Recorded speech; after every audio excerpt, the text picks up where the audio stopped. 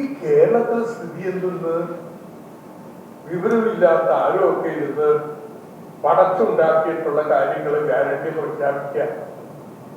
ഒരു ഉദാഹരണം പറയാം. കോളേജിൽ പഠിക്കുന്ന പെൺകുട്ടികൾക്കൊക്കെ 1000 രൂപ വെച്ച് വടക്കേന്ത്യയിൽ ഇങ്ങനെയുള്ള ഗ്യാരണ്ടി അല്ലെങ്കിൽ തെക്കേന്ത്യയിൽ പോലും മറ്റ് സംസ്ഥാനങ്ങളിൽ പ്രാധാന്യം എന്താ? പെൺകുട്ടികളുടെ വിദ്യാഭ്യാസത്തിൽ വളരെ പുറകിലാണ്.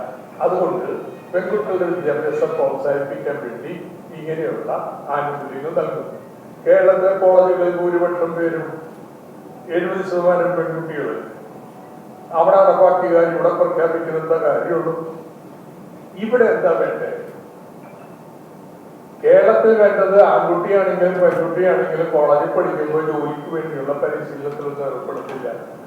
അങ്ങനെ നൈപുണ്യ പരിശീലനത്തിന് ആര് ഏർപ്പെട്ടാലും അവർക്ക് കണക്റ്റീവ് വർക്ക് പ്രകാരം 1000 രൂപ നൽകും.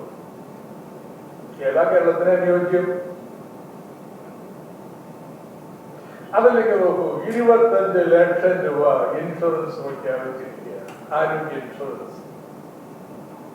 ഇതുണ്ടല്ലോ കേരളത്തിലെ ഇവിടെ ഈ നമ്മുടെ നാടിനെ കുറിച്ച് ഇതാ പറഞ്ഞത്, ധാരണയില്ലാത്ത ആരോഗ്യം ഉണ്ടാക്കിയിട്ടുള്ള കാര്യം.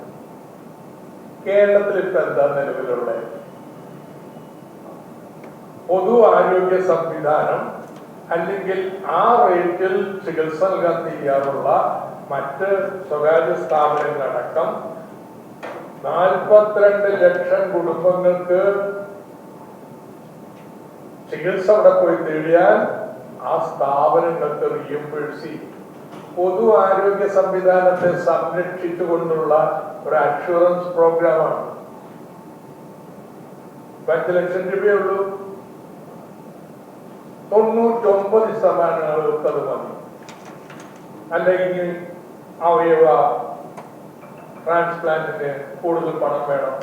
ശരി, മാനിഫെസ്റ്റോ വരട്ടെ, അവിടെ എന്താ പറയണമെന്ന് നിങ്ങൾ നോക്കുക. പക്ഷെ ഇവിടെ എന്താ അവർ പറയണേ? UDF 25 ലക്ഷം രൂപയുടെ ഇൻഷുറൻസ്. കേരളത്തിന്റെ പൊതു ആരോഗ്യ മേഖല മുഴുവൻ തകർക്കുന്ന ഒരു നയമാണെന്നത്